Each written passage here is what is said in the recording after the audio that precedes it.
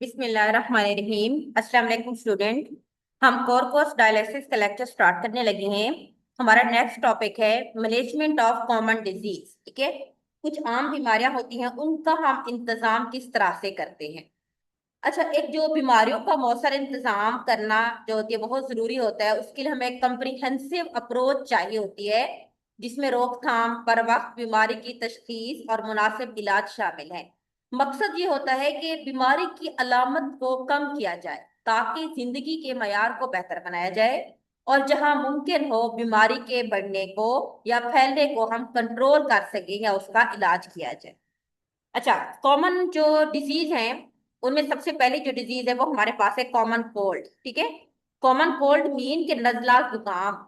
नजला जुकाम, जिसे सिर्फ आमतौर पर जुकाम भी कहा जाता है, ये एक आम और बहुत ज्यादा मुतअद्दी वायरल इन्फेक्शन मीन्स के फैलने वाला, ठीक है, वाइड स्प्रेड और हाईली कंटीजियस वायरल इन्फेक्शन होता है, जो ऊपर सांस की नाली, अपर रिस्पायरेटरी ट्रैक को मुतासिर करता है।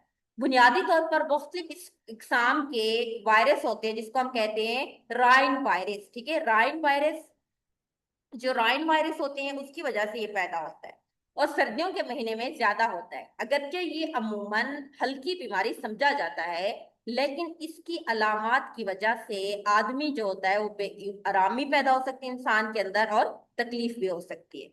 मौसर इंतजामात के लिए अलामत, अलामत की शिद्दत कितनी है और मुनासिब इलाज का होना जरूरी है। क्या अलामत जो होती हैं वो शो होती हैं इस बीमारी के अंदर, ठीक है, और उनका ट्रीटमेंट कैसा है। तो इसमें हम नजला जुकाम का जो होती है, हम इसकी पहले अलामत देखते हैं, फिर हम उसकी जो होती है नजला जुकाम की हम इसमें देखेंगे अलामत। अलामत में सबसे पहले नंबर पे लिखा हुआ है स्नीजिंग एंड रनी नोज, यानी कि नाक का बहना, ठीक है, और नाक से पानी आना और छींकी आना। सॉर थ्रोट, गले के अंदर दर्द होता है। कफिंग, खांसी आती है। वाटरी आईज, नजला जब इतना शदीद हो जाता है कि आंखों से भी पानी आना स्टार्ट हो जाता है। फिटेक, इंसान थक जाता है। हेडेक, सर दर्द रहता है। माइल्ड फीवर, हल्का हल्का बुखार भी आना शुरू हो जाता है। बॉडी एक मीन कि पूरी बॉडी में पेन स्टार्ट हो जाता है। ट्रीटमेंट में हमने क्या करना है, पेशेंट को हमने रेस्ट देना है, हाइड्रेशन, ज्यादा ज्यादा हम उसको पानी देना है, ठीक है, ताकि उसका गला जो है वो खुश्क ना रहे। Over the counter medicine mean OTC. OTC का मतलब होता है कि ऐसी मेडिसिन जिसको डॉक्टर की पर्ची के बगैर भी हम स्टोर से खरीद सकते हैं। उसमें कौन सी है, डीकंजेस्टेंट, ये क्या करते हैं कि नेजल कंजेस्शन, यानी कैसे लगता है ना जैसे नाक बंद हो चुका है तो उसको ये खोलने के लिए यूज होते हैं। उसके अंदर जो एक आप कह दो कि नाक के अंदर जो बंदिश होती है ये उसको खत्म करते हैं। एंटीहिस्टामिन, एलर्जी को, नाक के अंदर जो पानी, जो छींके होती हैं उसको खत्म करने के लिए होते हैं। और पेन रिलीफ जो होती है, जो हेडेक और एक्स वगैरह हमारी बॉडी में जो दर्द हो रहा होता है, ये उसको खत्म करने के लिए होती है।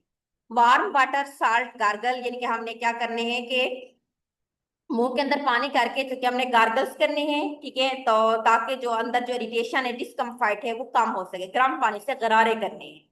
उसके बाद ह्यूमिडिफायर यूज, ये मॉइस्चर को ऐड करते हैं हवा के अंदर, जिसकी वजह से अंदर जो नेजल कंजेस्शन होती है उससे रिलीफ मिलता है। उसके बाद हॉट बेवरेज, गर्म चीजें पीनी चाहिए, जैसे गर्म कोई अच्छा सा जो होती है वार्म टीयर या ब्रोथ, हम उसको सूद कर सकते हैं गले को, और वो कंफर्ट प्रोवाइड करते हैं।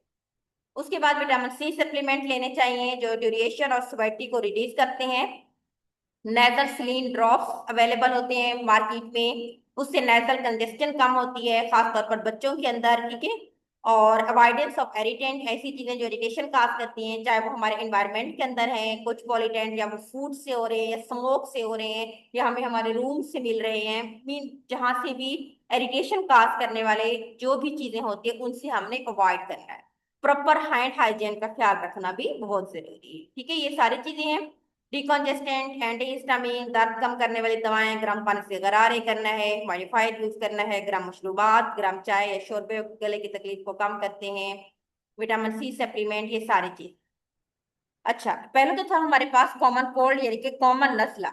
उसके बाद है इन्फ्लुएंजा, या हम इसको फ्लू भी कहते हैं। इन्फ्लुएंजा आमतौर पर फ्लू के नाम से जाना जाता है। ये बहुत ही ज्यादा मुतअद्दी सांस की बीमारी है, जो इन्फ्लुएंजा वायरस की वजह से होती है। ये अमूमन मौसमी वबा की सूरत में जाहिर होती है, जो सर्दियों में अरूज पर पहुंचती है। इसकी शिद्दत हल्की से शदीद हो सकती है। इन्फ्लुएंजा वायरस की मुख्तलिफ टाइप्स होती है, जैसे इन्फ्लुएंजा ए, बी, सी, जिसमें इन्फ्लुएंजा ए और बी मौसमी फ्लू की बुनियादी वजह हो सकती है। अलामत की शिद्दत को कम करना, मुनासिब इलाज को समझना, इसके फैलाव के रोकना बहुत जरूरी है। कौन सी अलामत होती है? पेशेंट को फीवर, बुखार हो जाता है, कफ, नींद, खांसी, सोर थ्राट, गले में दर्द होता है, मसल्स एक्मीन के मसल्स के अंदर पेन होना होता है, थकावट हो जाती है, सर दर्द, सर्दी लगती है, पसीना आना शुरू हो जाता है, नेजल कंजेस्शन, नाक अंदर से बंद होना शुरू हो जाता है, शॉर्टनेस ऑफ ब्रीथ, ऐसा लगता है सांस नहीं आ रहा, गैस्ट्रो इंटेस्टाइनल सिम्टम भी शो होती है। ट्रीटमेंट में हमने क्या करना है? हमने एंटीवायरल मेडिकेशन देनी है, क्योंकि ये वायरल इन्फेक्शन है। तो उसमें हमारे पास कौन सी है? ओसेल्टीमीवर, या उसको हम टेमीफ्लू भी कहते हैं, जेनामीवर जो कि रेलेंजा के नाम से आती है, ठीक है। और ये हाई रिस्क इंडिविजुअल के लिए खास तौर पर देते हैं। और अर्ली जो होते कोर्स ऑफ इलनेस में हमने इनको देना चाहिए। Symptomatic relief, over the counter pain killer होती है जो फीवर वगैरह को रिलीव करती है, जैसे कि एसिटोमिनोफेन, पेनाडोल, ठीक है, आइब्रोफेन वगैरह। रेस्ट और हाइड्रेशन करना बहुत जरूरी है।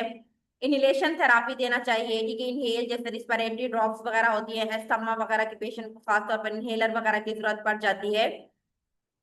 उसके बाद नेक्स्ट के ये है हमारे पास टीबी वाली के जो ओस्टिया म्यूवर के नाम से आती है, और जेना, ठीक है, म्यूवर के नाम से आती है। और सिम्टोमेटिक का मैंने आपको पहले बता दिया, जैसे एसिटोमिनोफेन, आइब्रोफेन वगैरह, पेनाडोल हमने यूज करनी है। उसके बाद गर्म पानी से गरारे भी फायदेमंद है, ह्यूमिडिफायर का यूज भी है। आइसोलेशन एंड हाइजीनिक प्रैक्टिस का ख्याल रखना भी जरूरी होता है, और वैक्सीनेशन भी बहुत जरूरी है। खास तौर पर वो जो बुजुर्ग अफराद हैं, छोटे बच्चे, प्रेग्नेंट मोमेंट्स, और जो क्रोनिक डिजीज वाले अफराद होते हैं, उनके लिए ये बहुत जरूरी है। उसके बाद जो तीसरी डिजीज है वो हमारे पास है एक्यूट ब्रोंकाइटिस, यानी कि अक्यूट ब्रोंकाइटिस मीन के सडन, ब्रोंकाइटिस मीन जो कि ब्रोंक्यूल्स जो सांस की नालियां होती है उनमें जब इन्फ्लेमेशन हो जाती है। हादसाती उर्दू में इसको कहते हैं कि जो ब्रोंकाइटिस एक आम सांस की बीमारी है, जिसकी खसूसियात ब्रोंक्यूल्स ट्यूब्स की सोजिश है, जो हवा को फेफड़ों तक ले जाती है, यानी कि वो नालियां जो हवा को फेफड़ों तक लेके जाती है उनमें सोजिश हो जाती है। ये अमूमन वायरल इन्फेक्शन होता है, जो अक्सर नजला, जुकाम और इन्फ्लुएंजा वायरस की वजह से होता है। हादसाती तौर पर जो ब्रोंकाइटिस होते हैं अमूमन खुद महदूद होने वाली बीमारी है, और मुनासिब देखभाल के साथ चंद हफ्तों में ठीक हो जाए। उसके बाद टाइप्स ऑफ ब्रोंकाइटिस कौन सी होती है? इसमें वायरल, बैक्टीरिया, केमिकल या एरिटेंट इंड्यूस्ड ब्रोंकाइटिस भी हो सकती है। वायरल जो होती है ये वायरस की वजह से होती है, जैसे कि राइनो वायरस, उसकी वजह से ये बीमारी फैलती है, ठीक है। और इन्फ्लुएंजा वायरस की वजह से होती है, या रिस्पिरेटरी सैंटिका वायरस आरवी की वजह से भी ये बीमारी फैल सकती है। नेक्स्ट हमारे पास है बैक्टीरियल ब्रोंकाइटिस।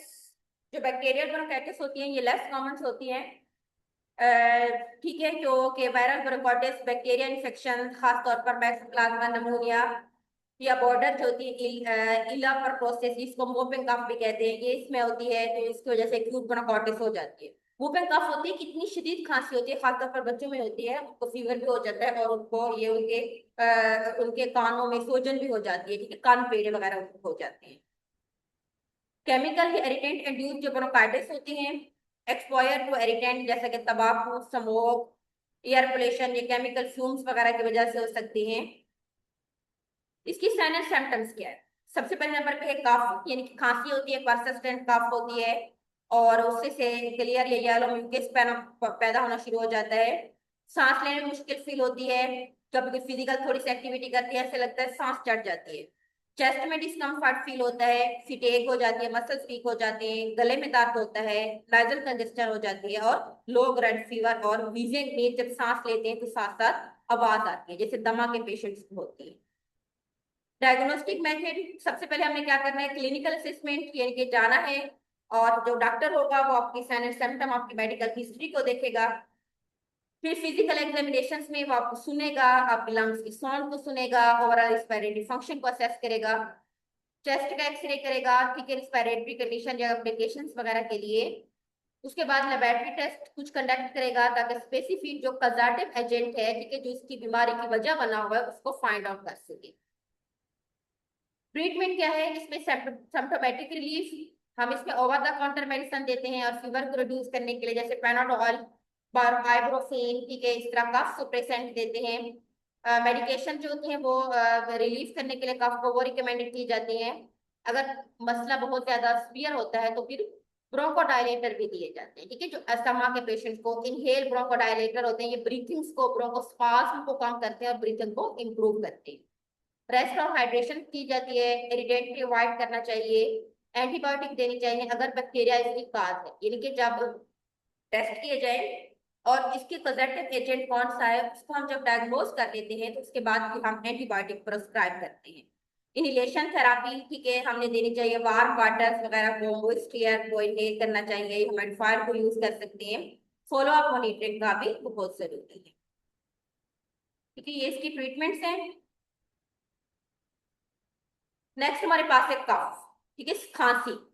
कफ क्या होती है, ये भी एक हमारे पास से क्या है कि रिफ्लेक्स सेक्शन होता है जो कि हवा की नालियों से मजिद जरात या बगलम को साफ करता है। कफ हमारे लिए प्रोटेक्टिव भी है, क्यों? क्योंकि अंदर जो डस्ट सिम्टम चले जाते हैं या कोई भी टॉक्सिक सब्सटेंस सांस की नालियों में जब खांसी आती है तो उसके थ्रू बाहर निकल जाता है। इसकी साइनस सिम्टम क्या है? परसिस्टेंट कफ, मुसलसल जो खांसी रहती है, गले में खराश या दर्द होता है, छाती में तकलीफ होती है, और इसमें टीबी के पेशेंट, नमूनिया और ब्रोंकाइटिस के पेशेंट आ जाते हैं। ट्रीटमेंट और मैनेजमेंट, इलाज कैसे करना है, खांसी को कम करना है या बगलम खारिज करने वाली दवाइयां यूज करनी है। एक्सपेक्टोरेंट जो गीली, यानी कि जो हमारे पास नहीं होती, वेट कफ होती है, बगलम वाली खांसी, उसको साफ करना होता है। बगलम को ढीला करके नालियों से बह खारिज करने में मददगार होती है। इसमें ज्यादातर हमारे पास कौन सी है? गोफी, गोफेंसिन, ठीक है, गोफेंसिन के नाम से आती है, ये हमने लेनी है। एंटीटसिव जो होती है वो खुश्क खांसी के लिए होते हैं, खांसी की मिकदार को रोकने के लिए, जिसमें डेक्स्ट्रोमेथार्सन आ जाता है, कोडीन या अगर दीगर कुछ अदर अद्वियात इसमें शामिल हो। हाइड्रेशन, पानी ज्यादा पीना चाहिए, और जो इसकी बेसिक वजह है उनको हमने माइंड में रखा। तो आज के लिए ये कुछ हमने जो है ना वायरल इन्फेक्शंस पढ़े थे, जिसमें सांस से रिलेटेड इनके रिस्पिरेटरी सिस्टम की डिजीज डिस्कस की है। तो आज के लिए इतना काफी है, नेक्स्ट टाइम हम करेंगे। अल्लाह हाफिज।